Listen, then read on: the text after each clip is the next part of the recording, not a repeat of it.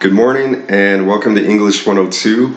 I'm your professor Matthew Lobato, and in today's video lecture I'm just going to be giving a brief overview of class, explaining our first assignment and what to expect in the classes to come. So as far as what to expect from the format of class, what you can expect is every Monday morning, and I'll say by 10 a.m. I'm going to be posting a video lecture, and I'll be sending out a class email giving instructions, explaining the assignment or assignments for the week. And then the video lectures will more or less be going over the reading material, what your focus should be, how your written responses should be, things related to, again, the assignments, the material, and how you should be responding as a writer, as a student. So I'm recording this video for two of my English 102 classes. One is listed as completely online and the other is listed as meeting on Monday, Wednesday, and Friday. And so for each of those classes, I just want to say that just given the circumstances of right now and our uncertainty with COVID and how we're going to be moving forward as a university, I just want to keep things consistent. And so since we are starting online, you can expect for us to remain online until I say otherwise. Right now, the plan for the university is more or less that we're hoping to come back to class and have in-person classes roughly at the beginning of February. But again, there's still a lot of uncertainty there, the circumstances being what they are. I just don't want to create any confusion. And if we start class one way, I don't know if it's necessarily a good idea to transition back to in-person when we've already gotten used to the online format. And I don't know what everyone's individual circumstances are either, and situations are with work, family obligations, etc. So unless I say otherwise, we're just going to continue with the online format. For me personally, this isn't the format that I would prefer. I love being in the classroom. I love working with my students in person. So this is actually difficult for me as a professor to have to teach online. But I keep reminding myself that, you know, this is temporary. This is not how it's going to be. Hopefully for very long. I mean, who knows? But I just keep reminding myself that this is temporary. We have the ability to move forward online. We can make the most of this situation. I feel like last semester, the online classes went well, and my students that stuck with it to the end, they all did well for the most part.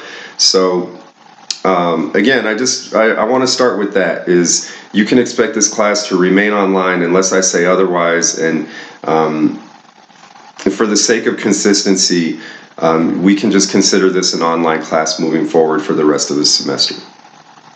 So with that being said, I still want to treat it as a Monday, Wednesday, Friday class. So your obligations as students are to check in every Monday, Wednesday, and Friday. And on Monday, like I said, I will be sending out a class email along with a video lecture explaining the material, the assignments for the week. You can expect on Wednesday to check in and participate by submitting an assignment that goes with the reading material from Monday. And then on Friday, your participation will be more or less submitting some type of quiz. It won't always be like that every week, but for the first few weeks of the course, that's more or less what you can expect. So again, your obligation as a student is to constantly check your email.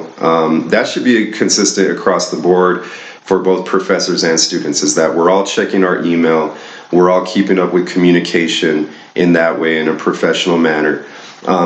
As far as communication for us, feel free to email me through my university email account, and then later on I'm going to be giving you my Gmail address, and we will use Gmail as a way to create a Google document and submit our work, our classwork. We will also submit major writing assignments through Google Documents. I've just found that to be very convenient, easy, and effective for students and for me as a professor. So I know we're all more or less familiar with Gmail and creating Google Documents and using them in classes. I know the majority of my students are already familiar with doing this, so I think it's just the most convenient and easy way for students to submit work in my course. Also, I like to rely on email for submission of work, and again, back to Google Documents being convenient and consistent. We all know that Blackboard has its issues, so as far as submission of work is concerned, you don't need to worry about submitting work through Blackboard. You will submit all of your work through Google Documents. You will submit all of the classwork and homework assignments that are participation related through one single Google document, and I'll explain more about that later.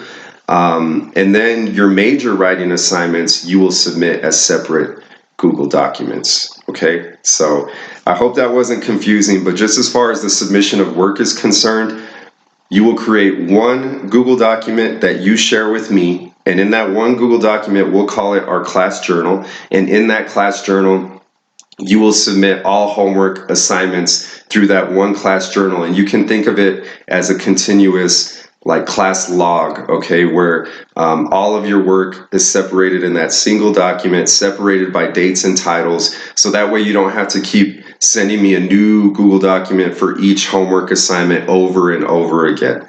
So again, the reason I asked for just one Google document with all your homework assignments separated with dates and titles is just to make it easier so you don't have to, again, send a new Google document for each homework assignment. And again, I'll explain more about that later.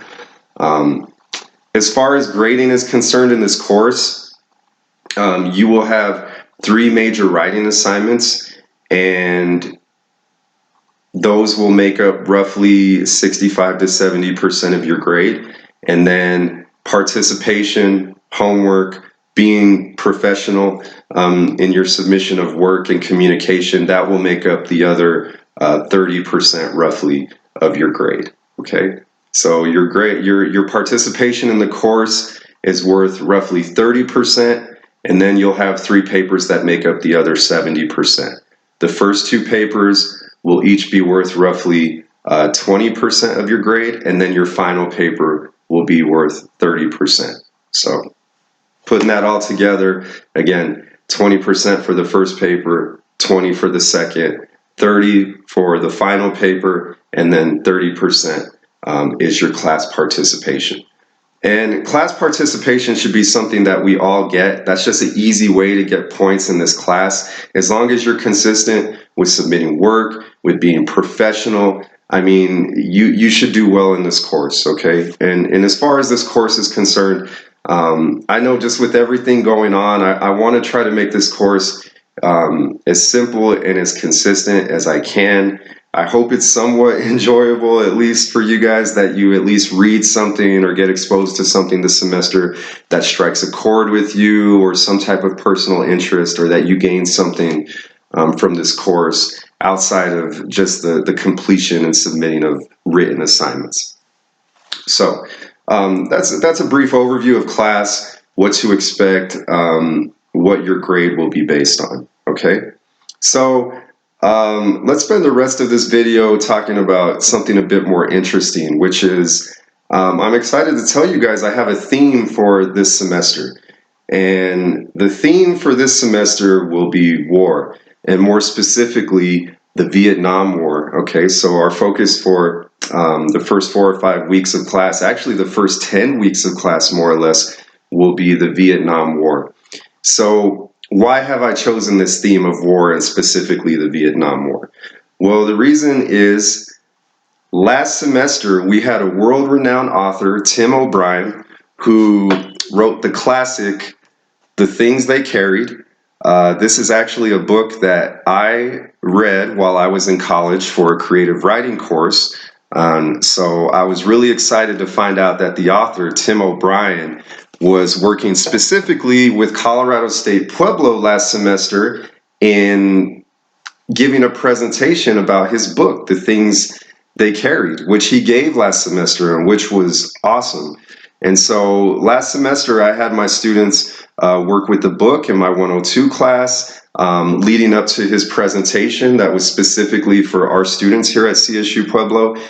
And I received a lot of positive feedback about the focus on his book and war, and specifically the Vietnam War. The writing that my students produced, I thought was really solid, and just the feedback combined with the work that my students did encouraged me to continue with this theme for this semester. So the text that we will be working with again is The Things They Carried by Tim O'Brien. We'll be working with this book for roughly the first 4 or 5 weeks of this course. Now, don't get nervous, okay? We're not going to be reading this whole entire book. So, if reading is a chore for you, don't worry, we're not going to read the entire book. I have selected chapters that we will read from this book. And this book is written in a way that we can just focus on individual chapters as their own stories, as this isn't your typical narrative. This is more of a creative writing piece on the Vietnam War and Tim O'Brien's personal experience with being a Vietnam War veteran. And so we will focus on specific chapters from that book. We will work in analyzing those, and then in combination with analyzing those chapters, that will lead to some of our writing assignments that we'll have over the first 4 or 5 weeks. And some of those writing assignments will be creative writing assignments. So that's something that I thought worked really well with the focus on that book. And what we did last semester in my 102 classes is that I was able to give students a combination of creative writing assignments, analysis assignments, and I think they enjoyed that. So I hope you enjoy this book too. It is a war story, but it's written in a very creative way. It's definitely not your typical war story. Again, I read it in college in a creative writing class, and so you'll see it's written in a very creative way, which I think makes it very interesting and engaging for the reader. So what I'll say is this, is I'm going to be uploading a PDF file of that book that you will have access to for free. However, if you're like me and you don't like reading on a computer screen and you like to have a hard copy, a physical copy of the book, if you purchase the book, if you order it online through Amazon or whatever, I'll give you extra credit if you do that. And so if that's something you're interested in, you can order the book today. It shouldn't take too long for you to get it, and you should be fine as far as moving forward with your physical copy of the book if you choose to do that. So I will give you extra credit if you choose to purchase a physical copy of the book. It's very inexpensive to buy this book online, and it's a book I would recommend anyone to buy. It's a book that's worth having in your own personal library.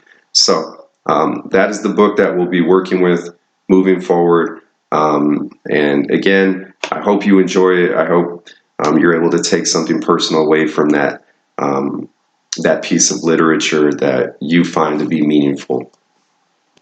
So there's a brief overview of the class. Again, how we will submit work and the text we will be working with for the first 4 or 5 weeks.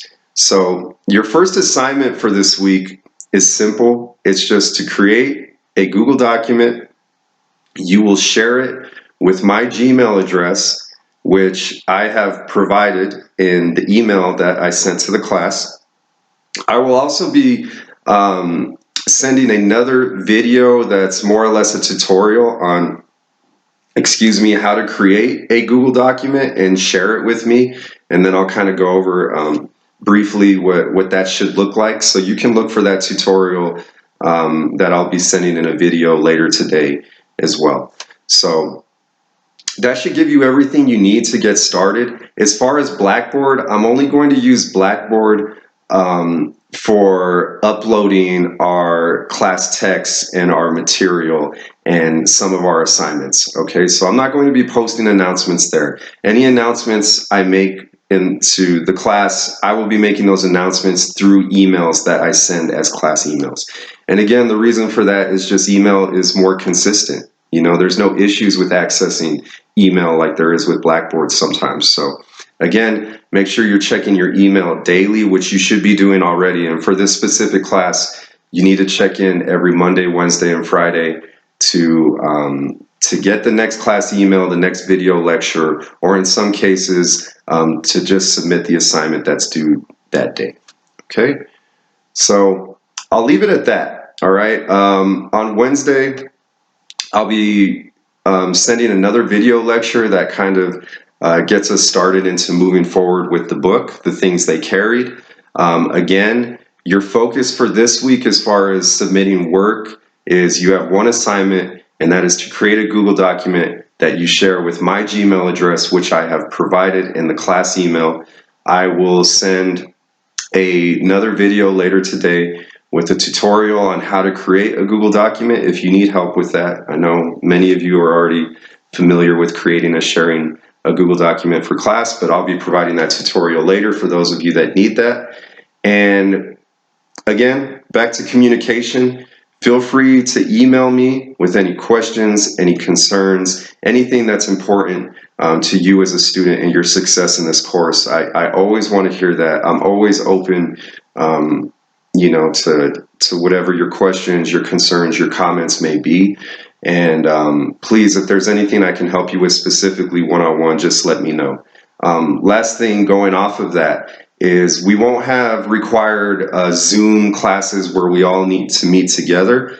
Again, I'll just be giving you these video lectures that you can access on your own time and at your own convenience. And just based on the feedback I received from students last semester, that worked really well, at least for my class. So what I'll say is this, Zoom I am open to as far as us speaking one-on-one. And so as far as my office hours this semester are concerned, since I'm going to be working from home this semester, my office hours roughly are going to be during the day from 10 to 2, from 10 to 2.